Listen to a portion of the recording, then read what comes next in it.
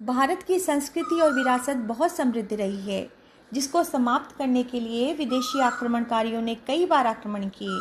देश के शूरवीर योद्धाओं ने अपनी विरासत को बचाने के लिए अपना सारा जीवन लगा दिया। ऐसी ही एक शूरवीर योद्धा थी होलकर वंश की महारानी अहिल्याबाई होलकर, जिन्होंने क्रूर मुगल शासक औरंगजेब द्वारा तोड़े गए हमारी आस्था के प्रतीक मंदिरों का पुनर्निर्माण करवाया।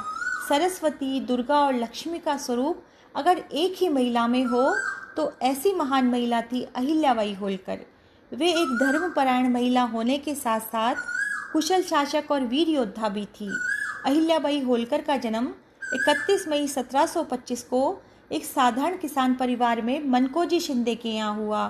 अहिल्याबाई बचपन से ही साहसी और धर्मपरायण थी।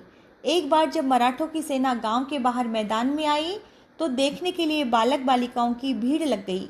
अचानक भीड़ को चीरते हुए एक 9 वर्ष की निडर बालिका आगे बढ़ी और सेनापति को देखने के लिए उनके सामने जाकर खड़ी हो गई।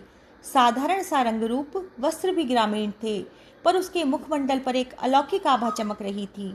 सेनापति उसे देखकर बड़े ही प्रभावित हुए।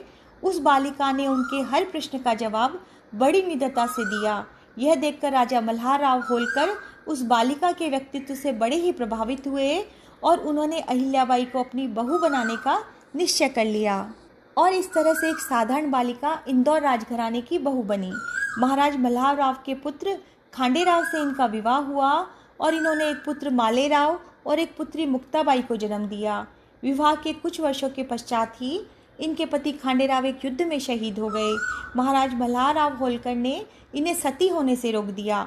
उनका अपनी पुत्रवधू पर विशेष स्नेह था। महाराज राजकाज में अपनी पुत्रवधू अहिल्याबाई से सलाह मशवरा करते थे और राजकाज की शिक्षा भी देते थे। महाराज की मृत्यु के बाद अहिल्याबाई होलकर ने महारानी के तौर पर सत्ता संभाल ली। सत्ता संभालने के बाद इन्होंने प्रजा के हित के लिए काफ़ी कल्याणकारी कार्य किए। अहिल्याबाई का मानना था कि धन और सत्ता प्रजा की भलाई के लिए दी गई भगवान की धरोहर है, जिसका उपयोग प्रजा के हित के लिए ही किया जाना चाहिए।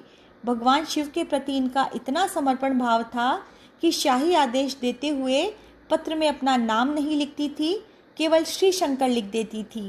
वे भगवान की सेविका के रूप में कार्य करती थी। महारानी अहिल्याबाई अपने जीवन काल में ही अपनी प्रजा के द्वारा देवी की तरह सम्मानित और पूजी जाती थी।